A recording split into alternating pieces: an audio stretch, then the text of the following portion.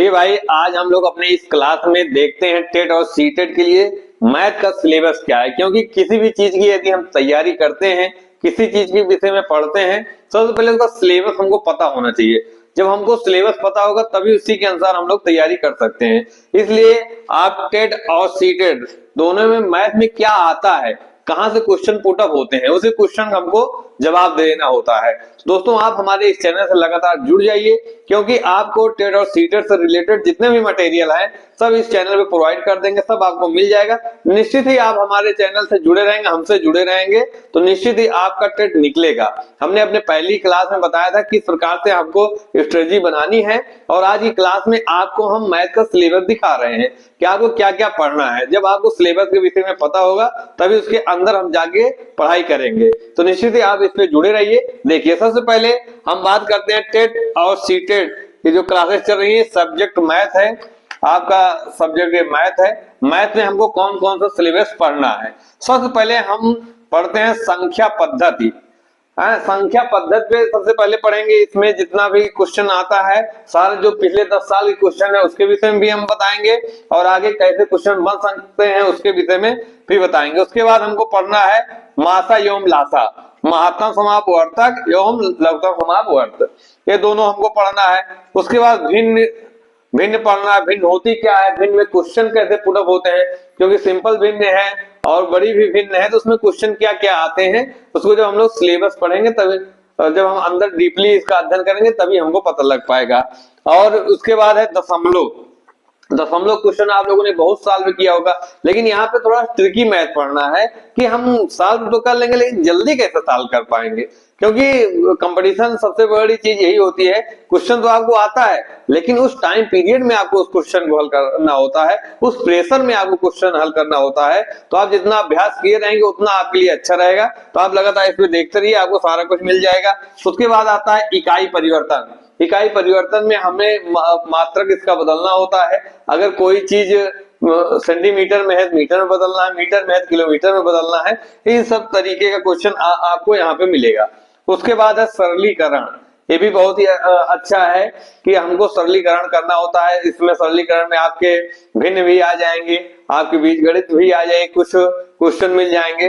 तो सरलीकरण पे हम लोग बात करेंगे। और बहुत ही महत्वपूर्ण होता है औसत। इसमें से जरूर एक या दो क्वेश्चन जरूर आता है। टेट के चाहे आप पिछला 10 साल का पेपर उठा के देख लेंगे, औसत से जरूर क्वेश्चन आता है। उसके बाद है घातांक एवं करणी। ये भी बहुत महत्वपूर्ण है, ये टॉपिक जो है ये भी बहुत महत्वपूर्ण है, घातांक एवं करणी। उसके बाद हमें प्रतिशत पढ़ना है।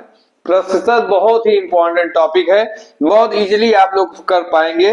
जब पूरी क्लास आप देखेंगे तो आपको बहुत ज्यादा दिक्कत नहीं आएगी।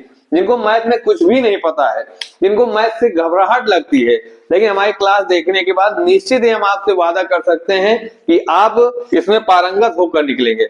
आप 4 आंसर देखने के बाद ही उत्तर आप सिलेक्ट कर लेंगे, बहुत दिक्कत नहीं होगी। जिनको मैथ में कुछ भी नहीं आता है 15 से 18 नंबर जरूर लेके आएंगे, और जो मैथ के एक्सपर्ट हैं, मैथ में आता है अभ्यास नहीं है, अगर वो लोग जुड़े रहेंगे 30 में 30 नंबर निश्चित ही आएगा उनका। इसलिए आप जुड़े रहिए। बहुत क्वेश्चन कहां से बनाएंगे, हम ही आप क्वेश्चन बनाते हैं। उसके बाद लाभ हानि, ये भी बहुत ही इंपॉर्टेंट टॉपिक है। लाभ एवं हानि, कितना लाभ हो रहा है, हानि हो रही है, इसमें भी परसेंटेज आ जाता है, मानक भी आ जाता है। उसके बाद अनुपात एवं समानुपात, ये भी एक बहुत ही अच्छा टॉपिक है। अनुपात एवं समानुपात, इसके विषय में आप जानते हैं, बाकी आगे चल के हमारे इस चैनल पे, हमारे इस क्लासेस में आप निश्चित ही आप देखेंगे। उसके बाद वर्गमूल एवं घनमूल, ये भी बहुत इंपॉर्टेंट टॉपिक है। वर्गमूल घनमूल हमको निकालने आना चाहिए।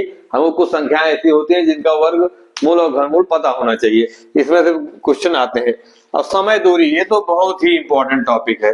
समय एवं दूरी, समय दूरी से बहुत क्वेश्चन आते हैं। समय एवं कार्य, इसमें से भी क्वेश्चन आते हैं बहुत ज्यादा।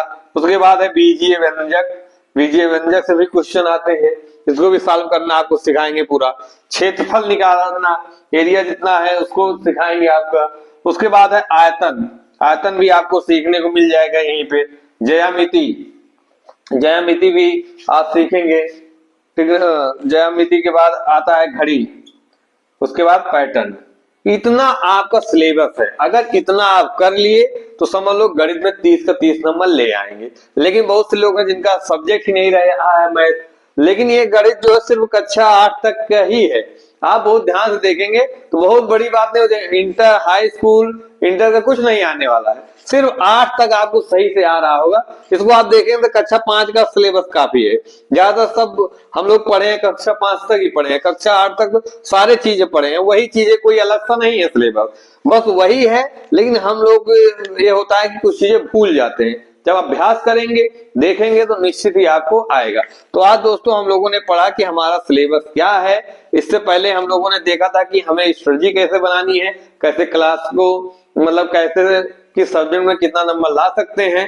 बाकी और भी हैं, उनका भी सिलेबस आपको जल्दी मिल जाएगा। लेकिन हम लोग मैथ पढ़ना स्टार्ट कर दिए हैं। कल वाली क्लास में आप देखेंगे संख्या पद्धति से रिलेटेड क्वेश्चन, कैसे कैसे क्वेश्चन इसमें बनेंगे, क्या क्या चीजें होती हैं, उसको आप देखेंगे। आज के लिए इतना ही, धन्यवाद।